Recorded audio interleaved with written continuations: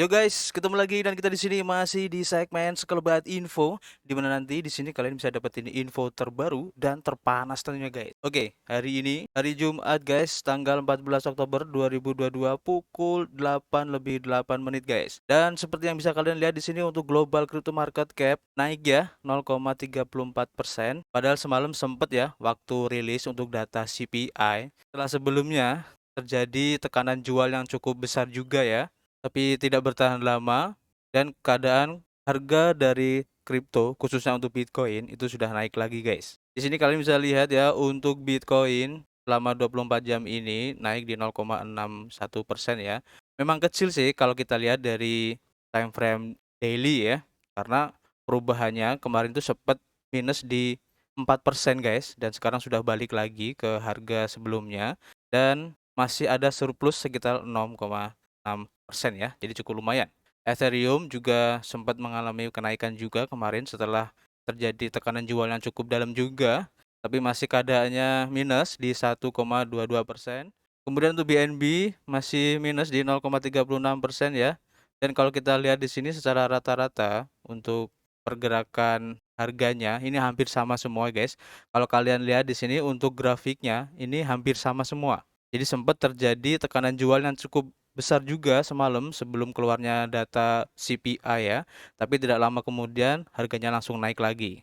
Dan seperti yang bisa kalian lihat di sini untuk pergerakan grafik dari Bitcoin, sempat terjadi penjualan yang cukup besar ya dan menyentuh di harga 18.200-an. Tapi tidak lama ya setelah rilis untuk data CPI, harganya langsung bounce lagi. Dan hal ini sudah diprediksi oleh beberapa analis ya kalau titik ini memang sangat kuat banget guys. Dan jika memang terjadi tekanan jual di bawah sini antara harga di 17.700, ini sudah banyak para investor yang menunggu atau pending order buy di area-area sini guys. Makanya kemarin meskipun terjadi penjualan yang cukup besar ya, tapi seperti yang sudah saya prediksi kemarin akan terjadi spike dan itu terbukti ya. Di time frame daily untuk Bitcoin terjadi spike yang cukup panjang ya. Dan close candle-nya pun hijau, ini artinya bagus banget. Artinya tekanan jualnya pun sudah kalah ya dibandingkan dengan tekanan belinya.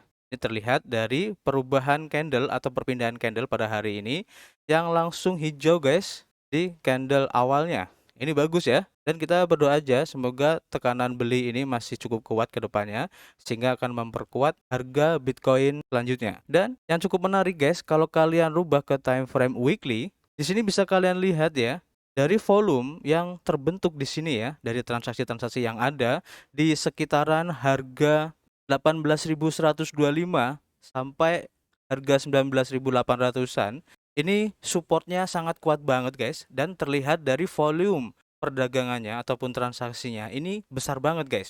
Meskipun di sini juga ada ya untuk tekanan jualnya yang cukup besar juga, tapi diimbangi juga dengan tekanan beli yang juga cukup besar juga. Kalian bisa bandingkan pada saat bull run kemarin ya, di sekitar tahun 2020 bulan September kemarin kan ya, waktu bull run-nya cukup tinggi. Di sini tuh volumenya hampir rata dan tidak setinggi beberapa bulan ini guys. Bisa kalian lihat di sini ya untuk perbandingannya.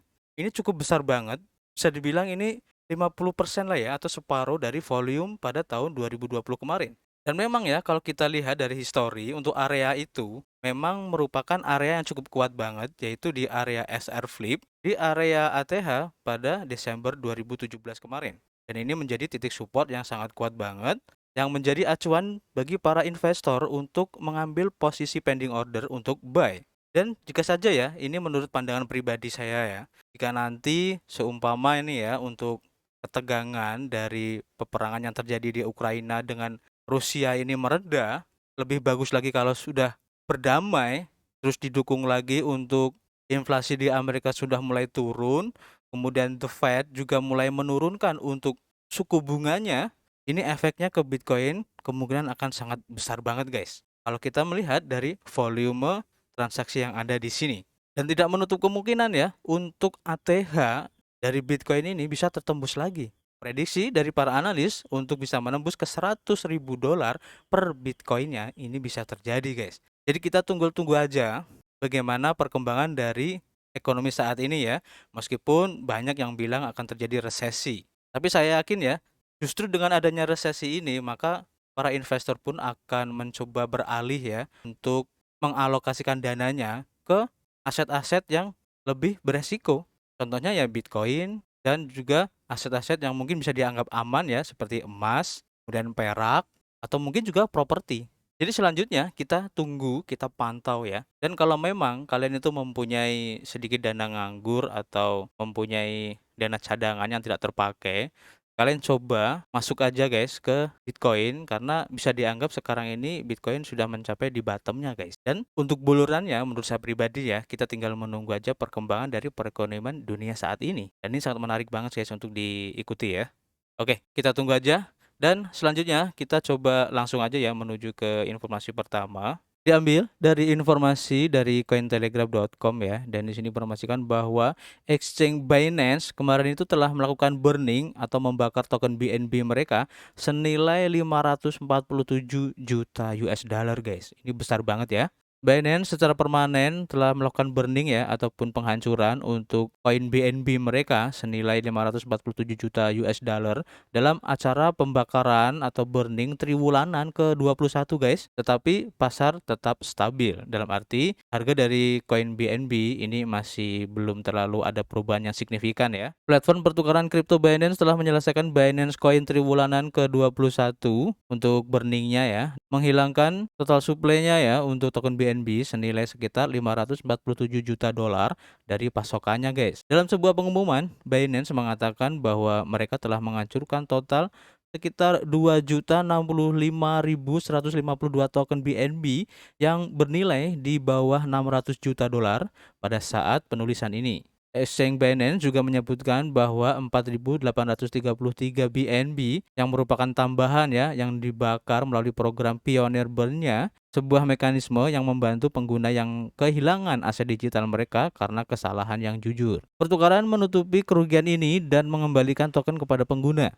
Tergantung pada kondisi tertentu, token ini kemudian dikurangkan dari total pembakaran triwulanan oleh Binance. Sebelumnya, Binance berkomitmen ya untuk membakar 20% dari keuntungannya untuk setiap kuartal. Dengan pembakaran terbaru ini, exchange bisa mendapatkan untung sekitar 2,7 miliar dolar selama kuartal ketiga 2022. Pembakaran BNB triwulanan ke-21 adalah salah satu jumlah pembakaran terbesar guys dalam sejarah pembakaran BNB dalam hal nilai fiatnya ya.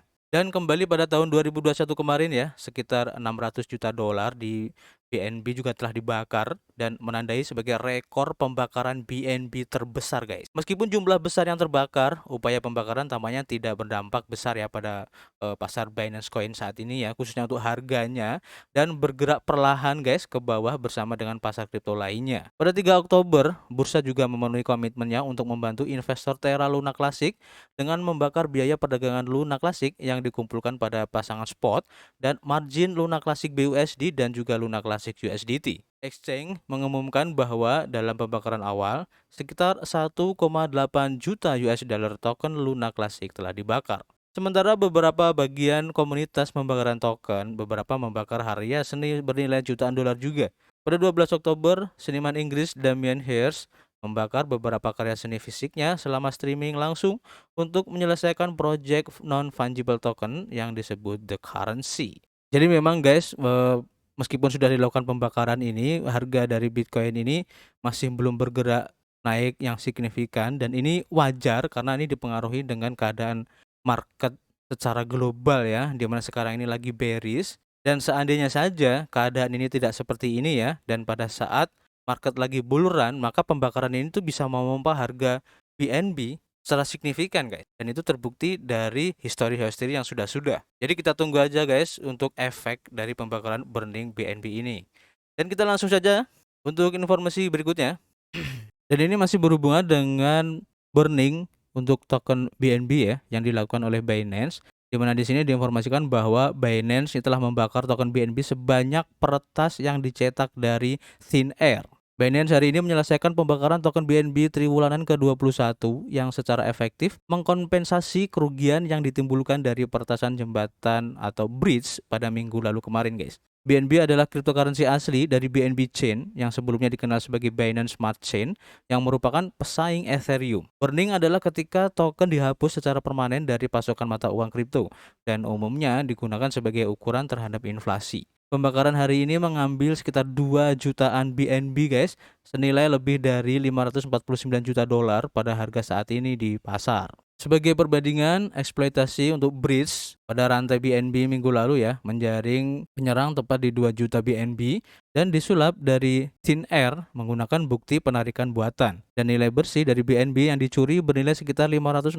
juta dolar pada saat itu guys. Sebagian besar koin itu hilang dari peretas ketika validator rantai BSC membekukan jaringan setelah serangan itu. Sejak saat itu, jaringan telah melakukan upaya keras untuk memperbaiki beberapa kerusakan, tetapi peretas masih berhasil ya memindahkan dana sekitar 100 juta US dollar ke jaringan lain. Meskipun secara teknis ya tidak ada pengguna yang kehilangan dana selama peretasan, mencetak koin baru adalah larangan bagi BNB yang seharusnya merupakan token deflasi, dan ini dicapai melalui pembelian kembali BNB triwulanan dari Binance serta fitur on-chain yang membakar sebagian dari biaya transaksi BNB secara real time. Pembakaran triwulan sebelumnya didasarkan pada keuntungan Binance dari perdagangan BNB di bursanya, tetapi sejak itu berubah menjadi model formula untuk pembakaran otomatis. Rumus menghitung berapa banyak BNB yang akan dibakar berdasarkan jumlah blok rantai BNB selama kuartal tersebut dan juga harga BNB. Secara umum, semakin tinggi harga koin pada waktu tertentu, semakin banyak BNB yang akan dibakar setiap kuartal.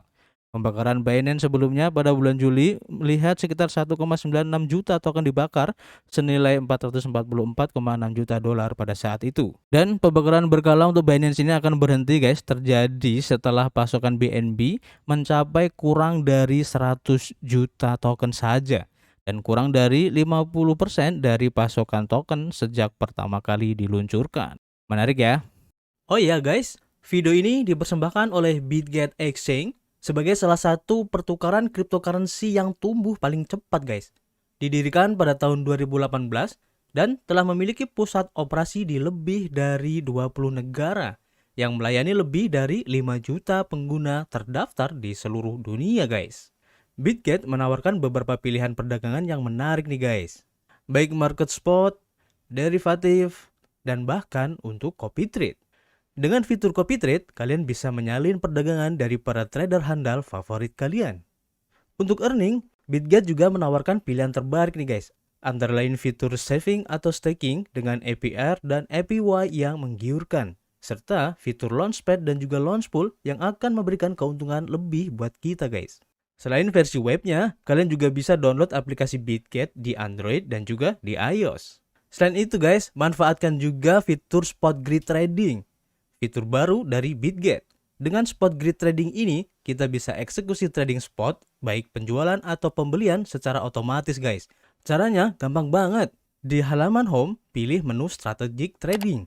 Nah, di sini ada dua pilihan strategi guys, spot strategi dan future strategi.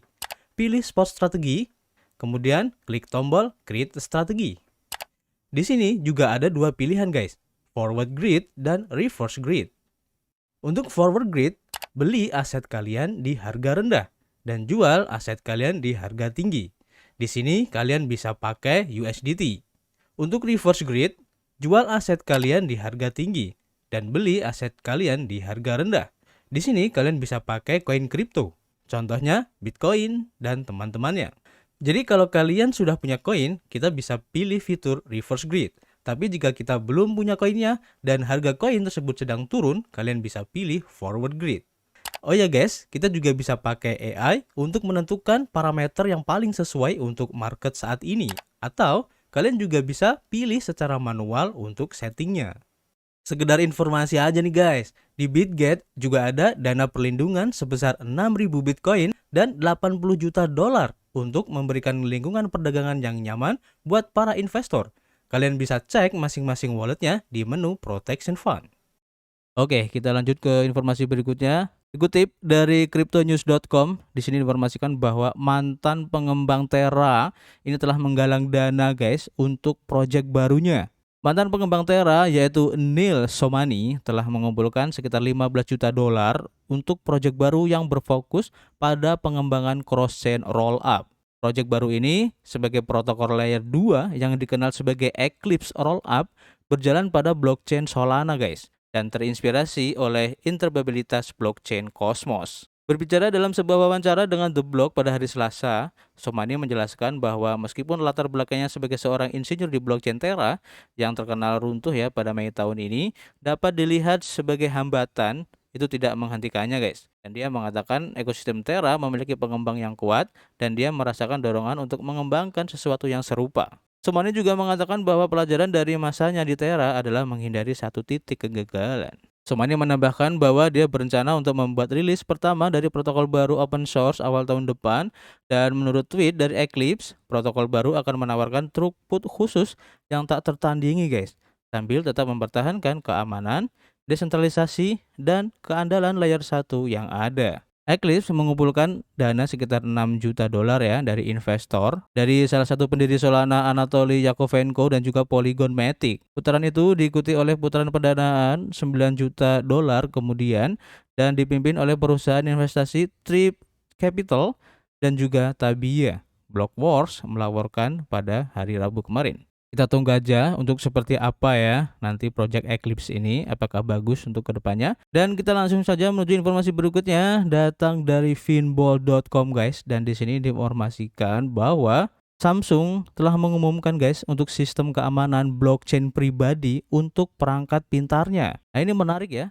Jadi aplikasi yang mengandalkan kepercayaan dan keamanan termasuk di antara yang mulai menggunakan teknologi blockchain karena aplikasi potensialnya terus berkembang. Samsung sebagai raksasa elektronik dan perangkat lunak Korea Selatan mengumumkan pada 13 Oktober penerapan sistem keamanan gaya blockchain pribadi untuk perangkat pintarnya. Tujuan dari sistem yang diberi nama Knox Matrix adalah untuk meningkatkan keamanan lingkungan yang berisi beberapa perangkat dengan meminta setiap perangkat pintar memantau aktivitas perangkat lain dan berbagi akses data untuk melakukan proses pencatatan. Dan juga lebih ditingkatkan lagi melalui pemantauan bersama yang berlapis-lapis. Khususnya, teknologi tersebut diperkenalkan sebagai revisi dari strategi keamanan perusahaan yang ada di Samsung Developer Conference terbaru Samsung, meskipun perusahaan tidak menguraikan lebih lanjut tentang cara kerja sistem ini. Misalnya, Samsung menegaskan bahwa penggunaan ponsel yang terhubung ke gadget pintar lain seperti TV atau AC pintar akan membuat barang-barang ini lebih tahan terhadap ancaman apapun. Menurut Samsung, sistem Knox Matrix-nya juga akan menyederhanakan prosedur login di seluruh rumah. Ini karena status login akan secara otomatis ditransfer ke perangkat di dalam rumah yang membutuhkannya untuk bergabung dengan jaringan. Namun, secara bersamaan, itu mungkin akan menjaga informasi penting agar tidak diakses oleh perangkat lain yang terhubung ke jaringan. Samsung tidak mengungkapkan informasi apapun ya pada tanggal debut ataupun spesifikasi teknis untuk sistem ini, meskipun pengumuman tersebut mencatat ya bahwa apakah perangkat Samsung Anda berbasis Android, Tizen, ataupun OS lainnya, Samsung Knox Matrix akan dapat menyediakan SDK sebagai perangkat pengembangan perangkat lunak untuk keamanan terbaru. Ketika datang untuk menerapkan langkah-langkah keamanan yang dirancang khusus untuk ekosistem berdasarkan teknologi blockchain ataupun cryptocurrency, Samsung cukup aktif guys. Pada awal 2019, bisnis ini menyertakan dompet di dalam smartphone andalannya, Samsung Galaxy S10, yang memungkinkan keamanan kunci pribadi melalui mekanisme berbasis perangkat keras, serta mengumumkan produksi chips untuk penambangan Bitcoin. Teknologi keamanan yang ditampilkan saat itu dikenal sebagai Knox dan merupakan cikal bakal sistem yang baru saja diluncurkan Samsung. Jadi semakin keren aja ya untuk fitur-fitur dari Samsung ini guys. Dan menurut kalian bagaimana? Tulis saja di kolom komentar ya. Kita ketemu lagi di informasi berikutnya. Peace.